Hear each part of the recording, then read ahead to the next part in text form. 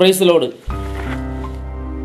ജീവിതത്തിൽ ചില പ്രതിസന്ധി ഘട്ടങ്ങൾ നമ്മുടെ ജീവിതത്തിൽ കടന്നു വരുമ്പോൾ, പ്രാർത്ഥനകൾക്ക് മറുപടി ലഭിക്കാതെ പോകുമ്പോഴൊക്കെയും ദൈവസന്നിധിയിൽ നാം കരയുകയും പുറവുറുക്കുകയും ദൈവത്തോട് ചില ചോദ്യങ്ങൾ ചോദിക്കുന്ന വ്യക്തികളാണോ നിങ്ങൾ?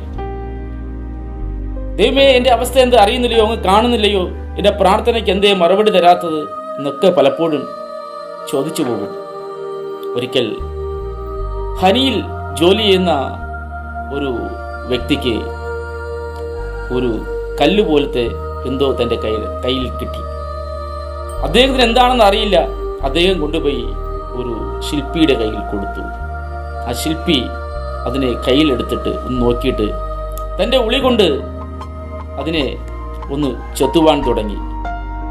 നല്ല രീതിയിൽ ചെത്തി അതിനെ കഴുകി വൃത്തിയാക്കി കൊണ്ടിരിക്കുകയാണ്. കാരണം ആ ശില്പിക്കറിയാം തൻ്റെ കയ്യിൽ ഈ ചെളി പുരണ്ട് കിട്ടിയ വസ്തു അതൊരു വജ്രമാണ്.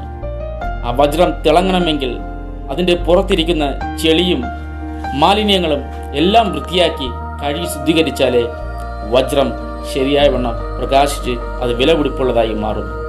അതുപോലെയാണ് നാമും ദൈവത്തിൻ്റെ കരത്തിൽ ഒരു വജ്രം പോലെ ഇരിക്കുകയാണ്.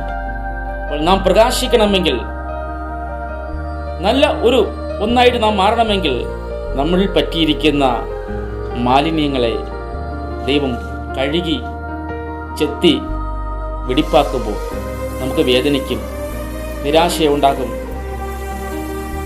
പല ബുദ്ധിമുട്ടുകളും നമ്മൾ അനുഭവിക്കേണ്ടി വരും. അതുകൊണ്ട് ഭാരപ്പെട്ടു പോകണ്ട. കാരണം ദൈവം നമ്മളെ വജ്രത്തെ പോലെ ഒന്ന് പുറത്തെടുക്കുവാൻ ആഗ്രഹിക്കുന്നു.